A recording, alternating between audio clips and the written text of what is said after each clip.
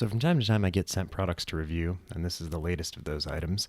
Here we have the Raijintek Pallas 120 series heatsink. So the name is strange, and they tout it as the slim model. So what does that tell us? It's basically short and real thick. So it's really, really wide. It takes up most of the top of the motherboard. So as far as the heatsink itself goes, we have 6 heat pipes, and the whole thing is really coated in this nice, tough, matte black paint. Cooler is topped with a 120 millimeter slim fan. You can sort of see that it's really, really thin.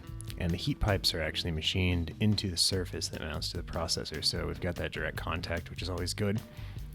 And while the surface itself, the actual mounting surface to the CPU, isn't very smooth, it's more machined, kind of rough, you could do some lapping and polishing to get it really, really, really smooth if you really felt so inclined. Since the folks at Raijintek decided to put a picture of calipers measuring their cooler on the box, I figure, hey, I've got calipers, and let's see how close their picture comes to real life. So they claim 68 millimeters. I was just about there at 69 millimeters, so nice. So next up, the mounting hardware.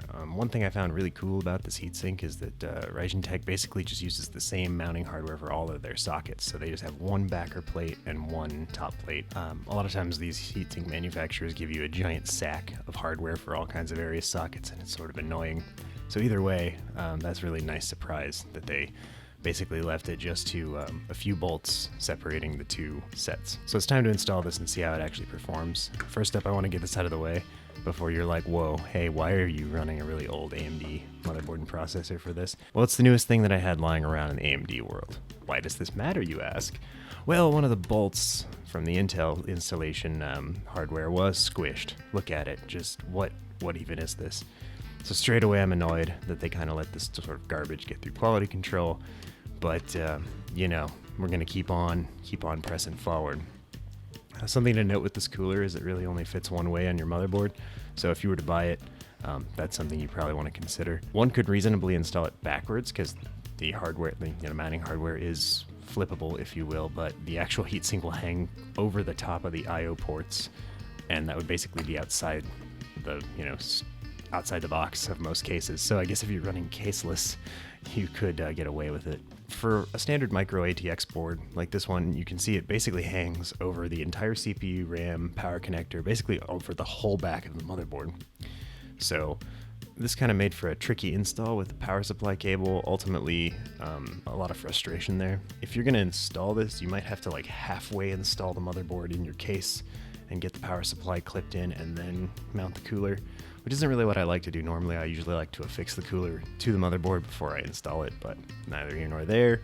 It's kind of a little bit of a pain. So on the topic of mounting things, the screws that affix the cooler to the mounting plate for this whole assembly, they're not really a picnic either, and they do require you to remove the fan and fiddle around a bit to get it all connected. I'm really glad they decided to put access holes through the fins of the heatsink, because otherwise those would be completely inaccessible. You wouldn't be able to do it at all. You can see me sort of messing around with trying to get it in there. So past that, this was a relatively clean install. There's a couple of real good perks, like the massive foam block on the back of the backing plate, which keeps your motherboard safe from damage, which is really, really nice.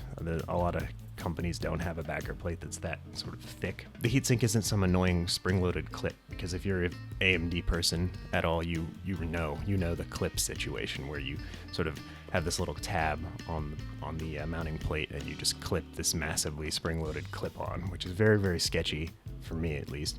I'd prefer 4 bolts overall. So yeah, the install was pretty easy. Otherwise, nothing else to report there. But of course, it's not all fun and games, because the fan that came with this unit, it doesn't light up as they claim, which makes me very sad.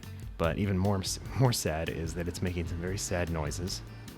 So though it does move a lot of air, it technically isn't fully broken, and I did get it to work for these tests, although I did have to deal with the noise. So I'm going to give them the benefit of the doubt and assume that one of their, most of their fans are less clicky than this one. You can see that basically the stock AMD Phenom X4 heatsink that I dug up and dusted off, it barely keeps the CPU cool at all, at least out of the danger zone under full load, just barely. And we see a significant drop in temperatures at load for this cooler. So it does work. It's actually doing quite a good job. I did try to run it passively, but that doesn't seem to quite work. It sits too low. The profile is a little wrong, so you don't really get a good airflow through it enough to keep it running passive. It didn't cause any damage to the CPU, but you couldn't run it at any length of time. So what do I think about this cooler? Well, currently it's on sale for like 30 or 40 bucks, and that's probably a good price for this. The original price was $75, and $75 for some of the quality control issues that I saw and a broken fan. Yet that's just really, really difficult to stomach. From a brand that I'm not really familiar with, I would not pay them that much money. At $35 though, yeah, totally buy it. It does work. If you need it for a specific purpose, it's pretty good.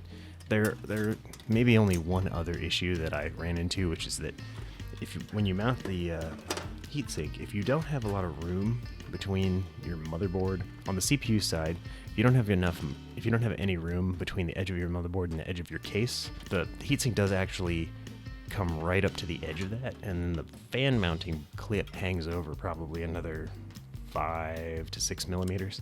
So that gets a little tricky. I kind of just had to rig it up with some zip ties and stuff to get it to work correctly. For the case that I was using, it is what it is.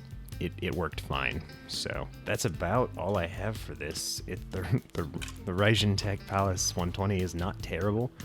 I wish they would, address a few things that clearly need to be addressed with this, but otherwise, what are you gonna say? It's a heatsink, it does its job.